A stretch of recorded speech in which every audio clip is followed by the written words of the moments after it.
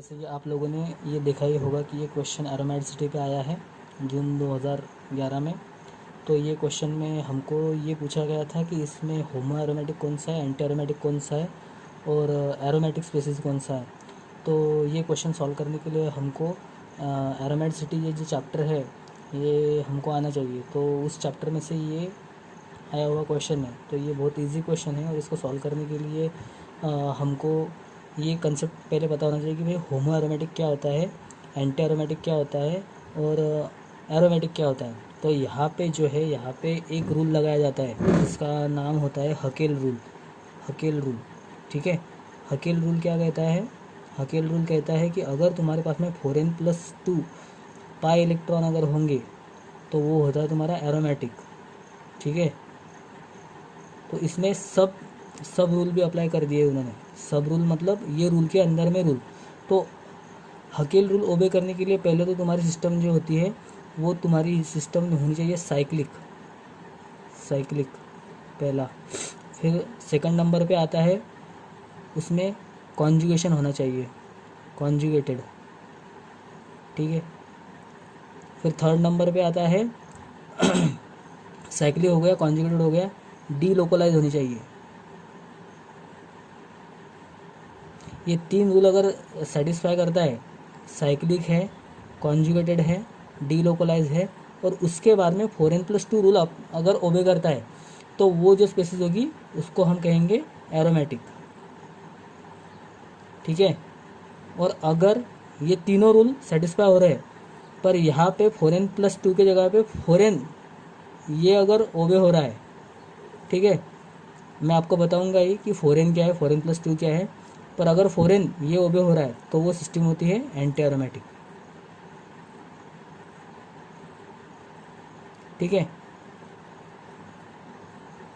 और अगर तुम्हारा जो सिस्टम है वो एरोमेटिक का रूल ओबे कर रहा है पर वहाँ पे कोई सिंगल बॉन्ड आ रहा है, मतलब ये पूरा का पूरा जैसे के वैसे ओबे हो रहा है, ठीक है, और कंटेनिंग sp3 हाइब्रिडाइज कार्बन अगर है उसमें तो उसको बोलते हैं होमो एरोमेटिक, ठीक है, होमो एरोमेटिक। तो अब इतनी चीज़ें तो आपको पता चल गई है यहाँ पे कि भाई एरोमेटिक कौन सा है, एंटी एरोमेटिक कौन सा है, होमो एरोमेटिक कौन सा है। अगर 4n+2 रूल ओबे करता है किसके साथ में? साइक्लिक होना चाहिए, कॉन्जुगेट होना चाहिए, डीलोकलाइज होना चाहिए। और उसके बाद में 4n+2 अगर ओबे करता है तो वो हो जाएगा एरोमेटिक, ये पहला, ठीक है। अगर साइक्लिक है, कॉन्जुगेटेड है, डीलोकलाइज है पर वो रूल अगर 4n का ओबे कर रहा है तो उसको बोलेंगे हम एंटी एरोमेटिक, ये हो गया दूसरा। और अगर साइक्लिक है, कॉन्जुगेटेड है, डीलोकलाइज है और उसके बाद में उसके पास में एक sp3 हाइब्रिडाइज कार्बन भी है तो उस पर्टिकुलर कंपाउंड को हम कहेंगे होमो एरोमेटिक कंपाउंड, ठीक है। तो ये जो है ये अपना जो है बेसिक इसको बोलते हैं कि भाई एरोमेटिसिटी में बेसिक जो कंसेप्ट है, फंडामेंटल्स, तो ये इस पे चलता है। तो अब यहाँ पे हमको अगर देखना होगा कि भाई इसमें कितने इलेक्ट्रॉन है, इसमें कितने इलेक्ट्रॉन है, इसमें कितने इलेक्ट्रॉन है, तो वो कैसे देखेंगे। तो अब मैं आपको ये पूरा बताता हूँ। तो अब पहले हमारा जो कंपाउंड दिया हुआ था वो कुछ इस प्रकार का था,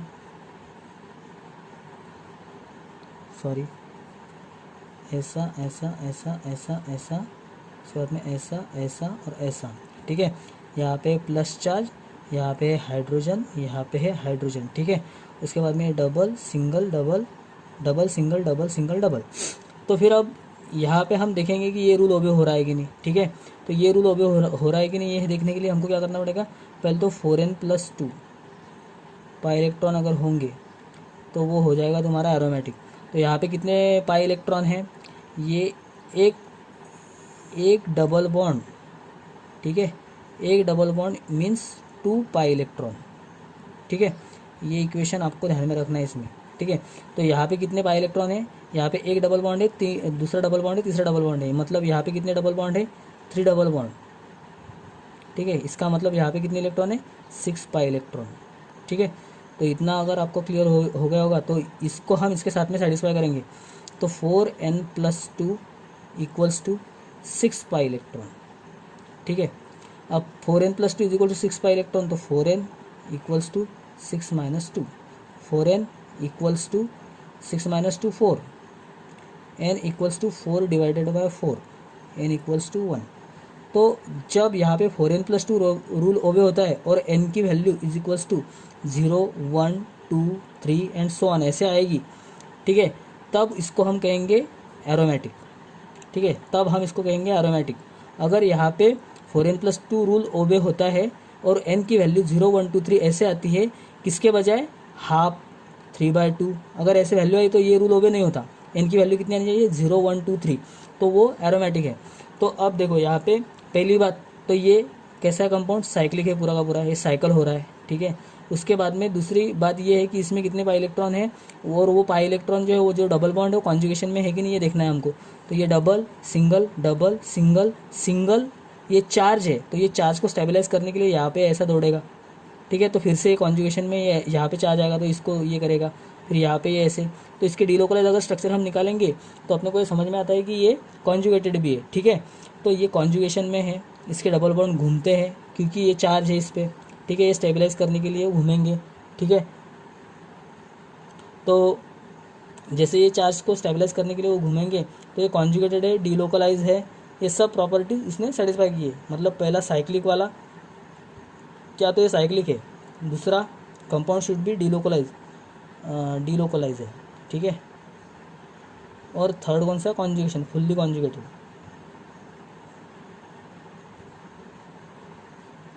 तो ये कॉन्जुगेटेड भी है, तो ये 4n+2 रूल भी ओबे कर रहा है, फोर्थ वाला,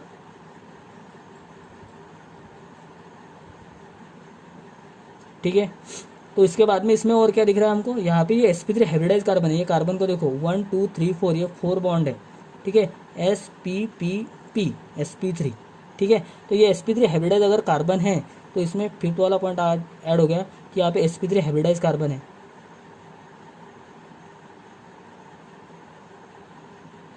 तो साइक्लिक है, डीलोकलाइज है, फुल्ली कॉन्जुगेटेड है, 4n+2 रूल भी ओबे कर रहा है और sp3 हाइब्रिडाइज कार्बन भी है। तो इसका मतलब ये कौन सा हो गया तुम्हारा, होमो एरोमेटिक,